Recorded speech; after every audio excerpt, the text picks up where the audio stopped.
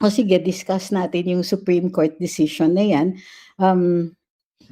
And, among other things, pag-usapan muna natin ang topic natin for the day, which is day 13 ng impeachment proceedings. Tapos i-evaluate din natin kasi natapos na po yung sasaksi ni Attorney Wamil. So, pag-usapan natin yan.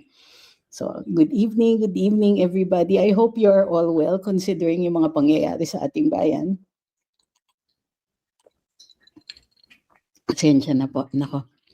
Daming yung time difference talaga mahirap mag-adjust kasi nga madaling araw ako nanonood ng impeachment. Pag nakatulog ako, ang dami ko pang babalikan. So okay, let's discuss ano po ang mga pangyayari ng August 5, day 13 ng impeachment proceedings. Of course, may quorum and all that. So, ang nangyari ngayon ay yung interpellation o yung pagtatanong ng mga senador sa witness na si Attorney Roderick Wamil na dating ICFAO at siya yung original na nag-audit sa mga confidential funds ng OVP at saka Department of Education. Yung later witness po, siya po ay nag-continue, kumbaga siya na yung towards the tail end, yung last quarters, yung first 2 quarters yata, second and third quarters ng 2023.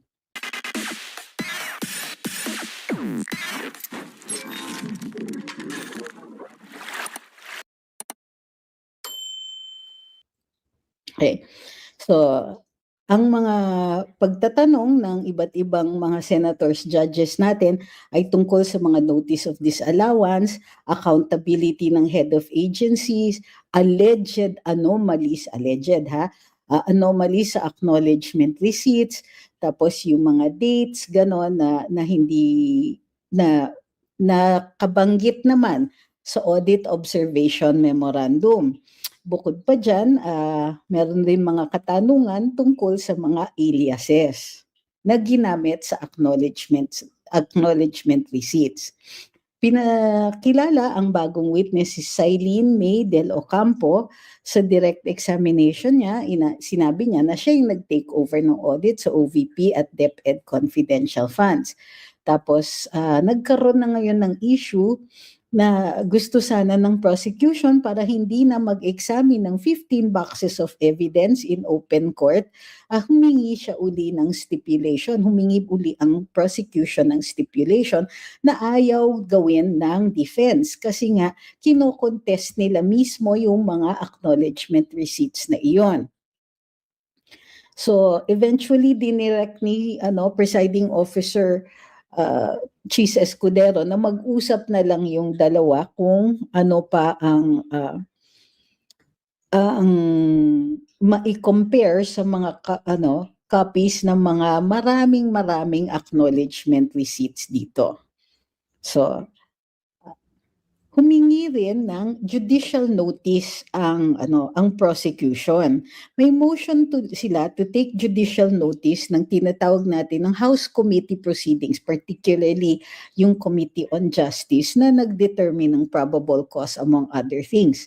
Sabi ng ang argument ng defense is that hindi pwedeng judicial notice. Ano bang ibig sabihin ng judicial notice? It means that the court will take hindi mo na kailangan i-prove yung fact na yon. Will allow a certain fact which is not disputed for the court to take notice of it. It will be part of the record and it will be part of those the facts that will constitute what will form the basis of the court's decision. So halimbawa, ang binibigay sa amin sa law school, what can be of judicial notice? Or let's say there is, example lang ito there is a contested incident. Okay, let's say it's a physical injuries incident where it is important to establish that the person, let's say, was blinded by the sunlight. Masyadong maliwanag yung araw so hindi niya nakita yung tao who was attacking him, etc. So the court can take judicial notice that the sun rises in the east and sets in the west, so that it can establish the orientation of the persons involved in that crime. So, judicial notice, talaga dapat established fact na yon. At pinopoint out ng defense na pag judicial notice, hindi pwede yung disputed. At ang sinasabi ng defense is that they dispute the events that happened, yung mga sinabi during the hearings sa Committee on Justice, and so on. So, even in the other House committee proceedings. Plus, sabi din nila, may mga witnesses na prinisinta doon na hindi naman nila pwedeng i-cross-examine during that time. And therefore, hindi pwedeng i-establish as facts yung mga sinabi during these proceedings. So, ang ginawa ni Presiding Officer Cheese Escudero is, inallow naman niya yung pag-admit, let's say, ng mga transcripts ng House proceedings on the condition that hindi established na facts yung mga sinabi doon. Only that, ang sabi ni Senator Cheese, stricto yung limitations dito. Ang judicial notice lang ay the existence of the House committee hearings, yung transcripts nun, at saka yung reports. In other words, ina-acknowledge, we can take judicial notice, kumbaga the judges can take judicial notice of the event, of the fact that there were hearings, and that these are the transcripts of the hearings. Pero yung mga sinabi doon, hindi nila pwedeng ipresenta bilang fact. So, binantaan din, o nagbigay ng babala ang presiding officer na hindi ini-establish. Pag sinabing may judicial notice, hindi ibig sabihin nun, totoo lahat ng sinabi o ang mga pangyayari doon. Meaning, you cannot use that as evidence, uncontested evidence or factual matters. So, kunwari, sinabi ng isang congressman, ano ba yan? Kunwari lang na sinabi ng congressman, magnanakaw ka naman. This is not evidence na magnanakaw yung tao. Okay? O what if sinabi ng isa na, actually, kayo yung magnanakaw. So, pag sinabi ng ganun, pag sinabi ng respondent, kunwari, kayo yung magnanakaw, this is not also going to be established as a fact simply because it was said during those proceedings. Okay? Next. And then finally, meron pang mga in-announce kung sino yung mga susunod na witnesses. So itutuloy si Ms. Del Ocampo, tapos yung House Legislative Archives na person in charge, si Ma'am Marivic Pareha, magiging witness din daw si Ms. Gina Acosta na dating OVP Special Disbursing Officer, si Mr. Edward Fajarda na dating DepEd Special Disbursing Officer. So, yun, nag-adjourn na agad. After that, nag-adjourn na yung mga proceedings. Ngayon, i-evaluate natin yung testimonya ni Attorney Roderick Wamil. Okay. So, may mga controversial siya na mga sinabi. So, halimbawa,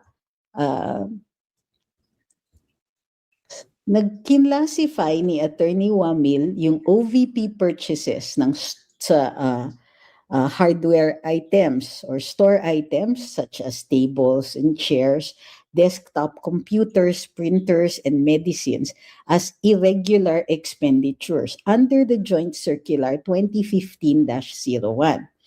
Sabi ng depensa, and ako I agree here, walang nakalagay sa joint memorandum sa joint circular na disallowed ang mga ito.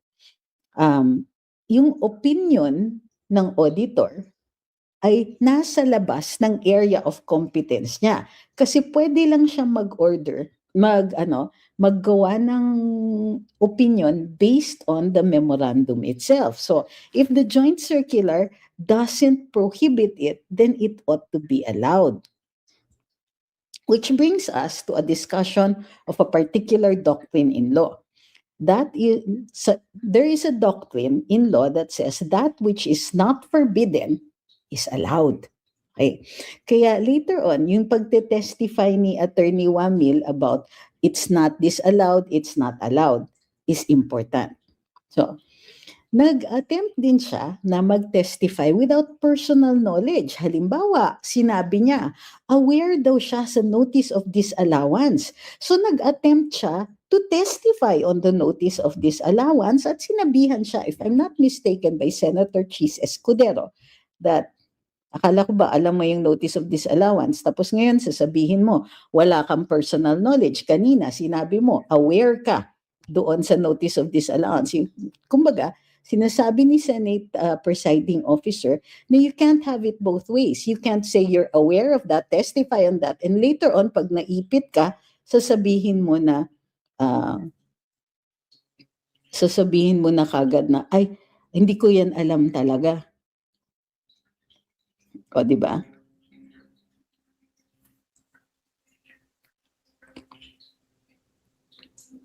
Okay. Next. He talked about a September 2023 meeting and conflict of interest. Nagkaroon ng tinatawag na alleged, ni-raise ito ni Senator Tulfo about a possible conflict of interest. Sabi ni Wamil, ng second week ng September 2023, nag-attend siya ng isang private meeting at the COA ICFAO office with Attorney Zulaika Lopez and then DepEd Chief of Staff Attorney Michael Poa. Sabi ni Wamil, si Lopez at si Poa nag-request daw ng COA na dapat kung pwede non-formal na audit query na lang instead of an audit observation memorandum kung may deficiencies or may kakulangan doon sa kanilang pag-liquidate ng confidential funds. Later on, sabi ni Senator Judge Raffy Tulfo, hindi ba ito conflict of interest? Ngunit ang ruling ni Senate Presiding Officer Chis Escudero is hindi yan conflict of interest. Now, why is that? According to Senator Escudero, hindi conflict of interest ito because Attorney Poa is not on trial. Tama naman. Furthermore, ano yung conflict of interest? Paano magiging issue yan? Usually, kapag ganyan, merong involvement yung counsel, it is the client who has a say. Yung client, in this case, VP Inday, has a say on whether or not she wants to continue to retain Attorney Poa because of this incident. It is the sole discretion of the client to determine whether there is an existence of a conflict in interest in the attorney-client relationship. Nung in-introduce ni Attorney Poa later on, yung COA Circular 92-385, parang nagulat naman. So this is the fourth issue kay Attorney Wamil, is that he seemed to be unaware of 92-385, which acknowledges that there's certain information that would be very dangerous to reveal. So, and napilitan si Attorney Wamil to acknowledge these particular dangers. Nagko-contest, of course, yung prosecution saying that Circular 92-385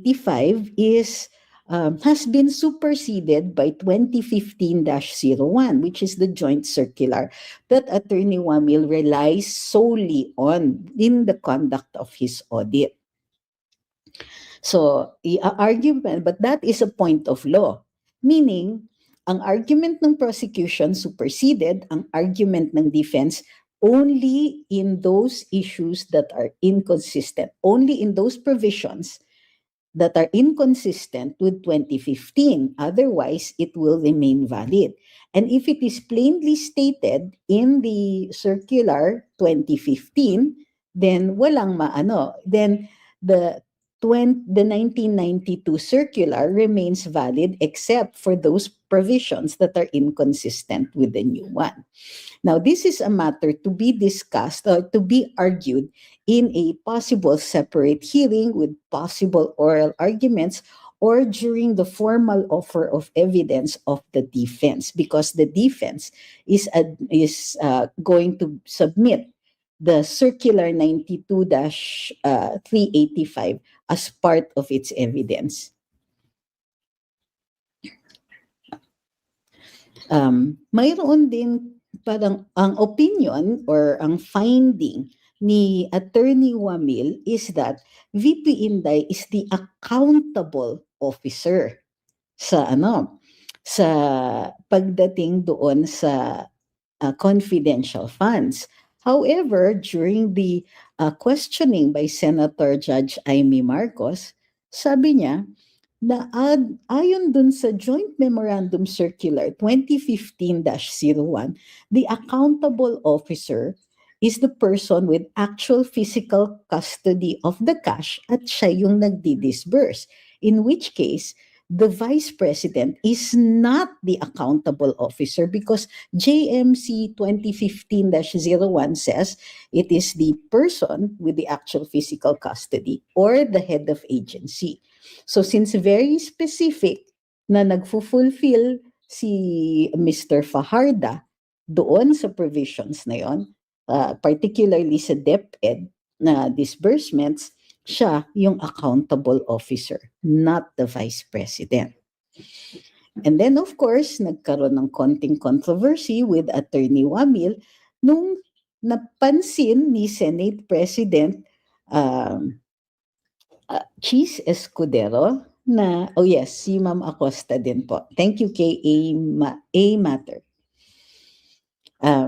Nung napansin ni Senator Cheese Escudero na mayroong maling computation doon sa notice of suspension. Now, take note, this notice of suspension, I'm not sure if Mr. Attorney Wamil was no longer involved in that one, but he said na he is aware of the notice of suspension. Sorry, siya yung gumawa. My apologies.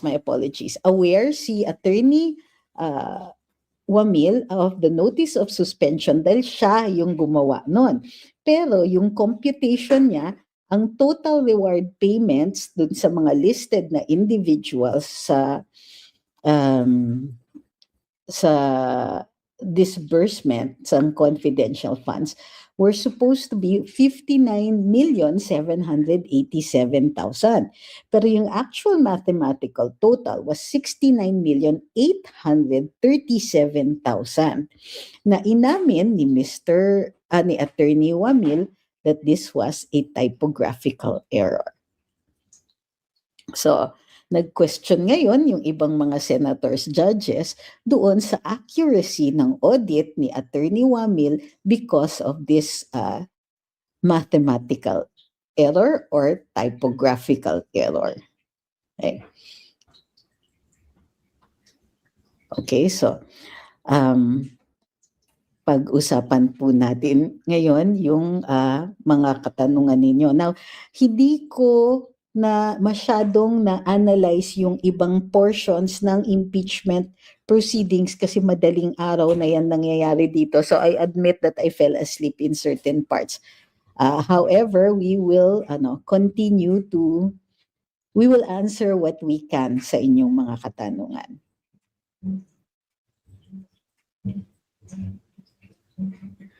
Hi, Miss Raquel. Anong favorite song ko? Naku, madami po yan. Let me get back to you on that. So, does Diego play classical music? So, sabi ni Indiana, gagawan pa din yan ng mali si VP sa Supreme Court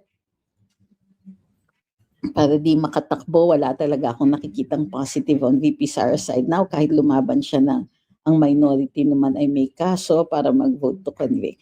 Ako para sa akin, simple lang yan. No matter how bad things are, we have to fight. So kahit sabihin mo pa, ay, may mga ganyan. Yung kumbaga, it's a very negative outlook. Para sa akin, simple lang yan. Basta buhay tayo, humihinga at nagsusurvive pa si VP Inday, ipaglalaban ko siya. Simple lang. I would rather na if we're all going to go down, then we may as well go down fighting. Kesa naman yung, wala na to, iyak-iyak na lang tayo. Hindi, wala akong nakikitang tama dito. Nasa kanila lahat ng nasa kanila lahat ng power. Wala tayong magagawa. I'd rather not. Kumbaga, iyak na lang tayo? Hindi. Fight. And the reason we are talking about these proceedings and pointing out why, nakakasurvive pa si VP Inday, it's because, frankly, and with absolute certainty, this much I can say, that she has not done anything wrong. Kumbaga, she has not done anything worth impeaching her or removing her from office. Para sa akin, simple lang yan. This is a political maneuver by the existing administration fearing for the discontinuity of what will turn out to be a massive dynasty if we allow them to continue in power. So, alangan naman di tayo lumaban, di ba? Sabi ni Winston, posible ba mag-resign si VP or not? She already said she's not gonna do that. So, ang kulit nyo kasi she has already answered it categorically several times. Hindi siya magre-resign. Hi, Miss Gina.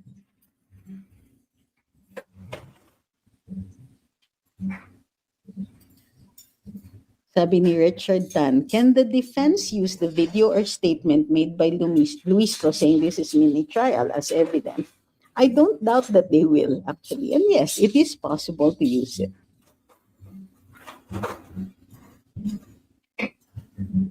Sabi ni Curious, correct po kayo, laban lang. Ay, maraming salamat. Sabi ni Yeman, can Attorney Wamil's license be revoked because of his inaccuracy? Well, it depends if the inaccuracy was intended or not. And sometimes people make mistakes, and if it is an honest mistake, we cannot kumbaga punish him for that. But if it was intentional, or if he said anything there that was beyond the scope of his duties as an auditor and as a lawyer, then yes, he can be disciplined. Not necessarily, probably not his license revoked, but he can be disciplined. So malaking if yan. It really depends on the intent. Now, there are two things that we often talk about here. Ang sinasabi natin madalas is there's a standard in law that is omnipresent. In everything that we do, in every case that we file, in every action that we seek, it must be subject to the standard of reasonableness. Hindi yung galit lang tayo, hanap tayo ng kaso against somebody and then you want to punish them for doing something completely different.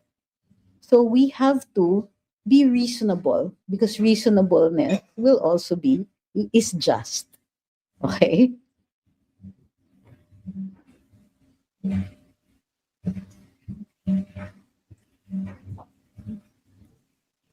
Anong favorite song ko? Naku, marami po yan. Pero kung sa classical, teka muna, tapusin muna natin yung sabi ni Alinea, napanood ko po sa Net25, tumaas pa daw ratings ni VP and solid ang support niya. Compare sa kalaban na onti lang percent, di pa solid. That is true. And I agree with that completely. Nilabas ko yung... Okay.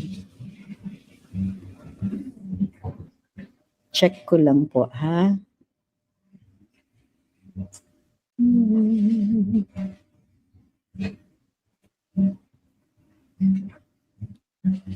Pwede siya mag-play ng Pasacaglia. Tama ba yung pronunciation ko? Baka mali-mali ako, ha? Sabi ni Ma'am Victoria, napainom tuloy si Wamil sa gitna ng init ng panahon ni Attorney Poa, siya ang na Binay na tunay na pala ng mga witnesses. Baw lang ng baw. Sus, abogado pa naman. Ang pinakaayoko yung insistence niya kay Senator Amy. Na sinasabi niya na it's not allowed, it's not neither disallowed nor allowed. It's not, ayaw niyang sabihin na allowed. Ganito po yun. In law, kailangan specific yung mga disallowed na acts. Okay? Because these are limitations on our freedom. Now, the basic rule, the same as in free speech. The rule is free speech, eto yung exceptions. The rule is freedom, eto yung exception. So you can do basically anything unless the law says otherwise. Now, the problem with Joint Memorandum Circular 2015-01 is that it says what is allowed and what is disallowed. Now, bakit sinabi nila what is allowed? It is just to clear doubts for dun sa mga dating ginagawa na, sige, ito pwede ninyong gawin. But, is that an exhaustive list? Of course not. Because you're talking about what is allowed with a wide open set of circumstances. Now, that is why people focus on what is disallowed. Okay? So, nung sinabi ni Attorney Amy, pwede ba ang aliases? Ulit ng ulit si Attorney Wamil na it's neither allowed nor disallowed, neither allowed nor disallowed, but the actions and his own audit observation memorandum does not mention anything about aliases. And therefore, it is allowed. His actions say it is allowed. And yun din, nahuli kagad ni Senator Amy. It's nung sinabi ulit, for the millionth time, it is neither allowed nor disallowed, sabi ni Senator Amy, therefore it is allowed. Tapos she went on to the next question. O, di ba?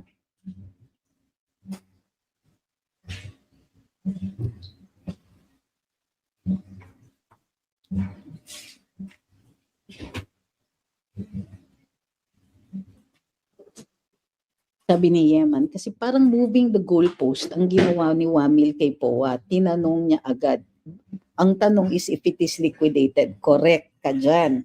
Kasi whether or not now, ito yung pinag-uusapan earlier on. Another issue about Attorney Wamil is when he was being questioned on cross-examination by Attorney POA, ang sinabi niya is, si VP Inday lang ang may confidential funds kasi siya lang ang inaudit. Okay. Siya lang ang nag-submit ng liquidation. So in spite of the fact na may SARO, which is a release order yan ng pondo, no? Sabi ni Senator Amy, may SARO and therefore meron si Vice President Binay. Sabi nag-i-insist si Attorney Wamil, pero walang liquidation, si VP Sara lang ang merong liquidation. So what? The liquidation does not indicate whether or not the fund exists and what was released. The SARO is much stronger evidence that there was money that was released because that's what exactly it means. A release order, that's the RO in SARO. Di ba? So sabi ni Senator Amy,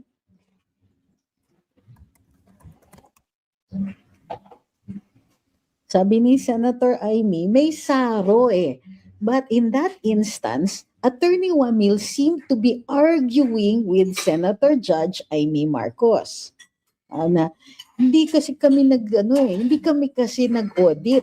Therefore, para in Attorney Wamil's mind, kung walang audit, walang liquidation, the fund was never released nor did it ever exist. But the SARO says otherwise.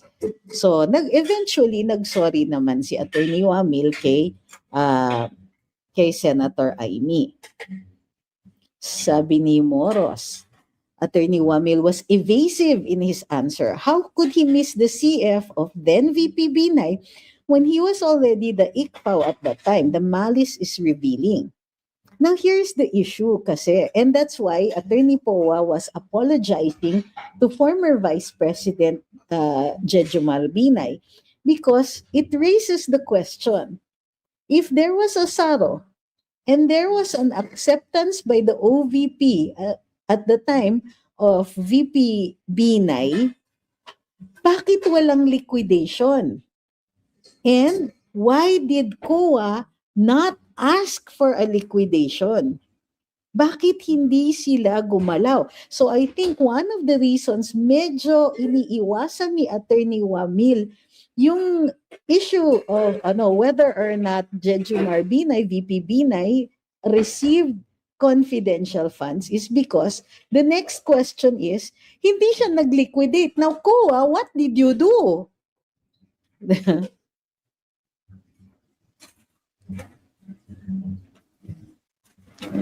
So that it now raises an entire controversy. And ang tagal nang wala sa pwesto si Vice President Jojo Binay.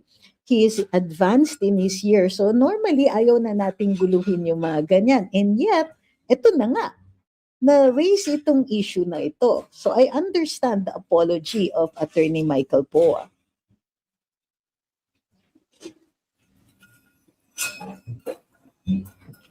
May impact po ba kung kay Attorney Wamil as witness yung nag-o-audit siya ng confidential funds nang wala siyang security clearance? It depends. Required po ba ang security clearance? Let's see.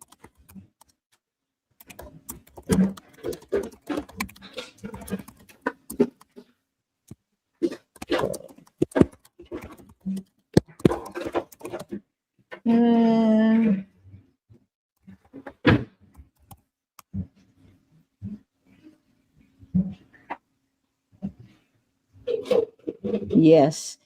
Security clearance is generally required for auditors in the Philippines examining confidential and intelligence funds.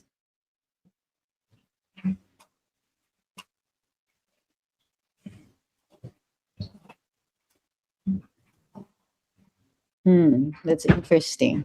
Very, very interesting. Wala akong nakikitang provision sa Joint Memorandum Circular, but it is a general requirement for auditors.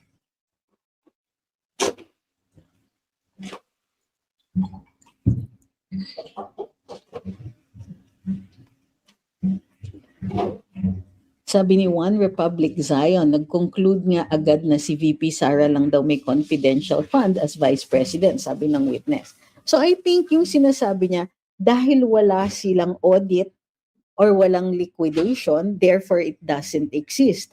He is covering up for the COA, or at least trying to prevent a controversy from arising within COA or about the Commission on Audit when they did not require an audit or a liquidation of confidential funds that were released. The question now is, how many times has this happened? With other officials ba, hindi na walang audit or walang liquidation ng confidential or even intel funds?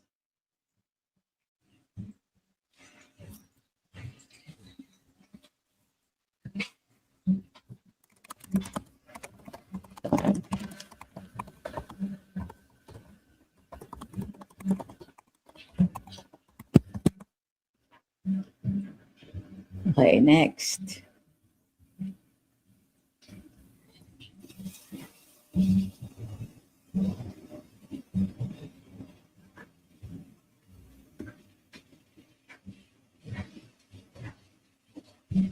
Sabi ni Ian, it would reveal the incompetence or even corruption inside COA itself with regard to Binay's case, kaya hindi makasagot.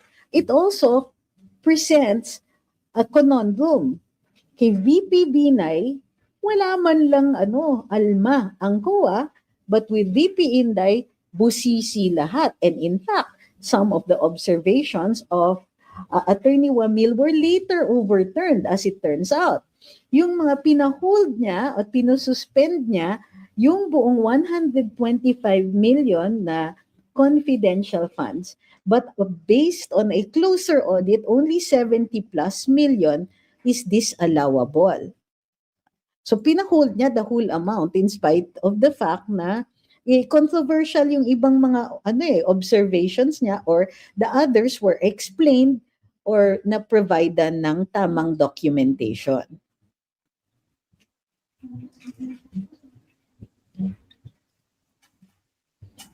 Sabi ni Ma'am Michelle, mukhang may bone to pick si Attorney Wamil kay VP Sara. He was circumventing questions that would help clear VP Sara's name.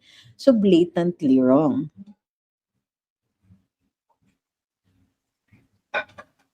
Isabel says, is Wamil the right person to answer na dapat di pwedeng gamot ang ibigay as pabuya since wala naman siyang knowledge about it, na di nga siya aware sa nangyari sa bundok nung tinanong siya ni Senator Robin. Well, I don't know about that part. However, ang iniisip ko dyan is, it's only a table investigation, table audit, meaning they only rely on documents. It's similar to a preliminary investigation where you don't really go to the site of where a crime has been committed. You determine whether a crime has been committed based on documents that were submitted to you.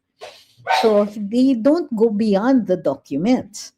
So para sa akin, so kung you don't go beyond the documents, ano yung basis para i-disallow niya yon? Wala namang nakalagay ba doon sa ano? So let's see.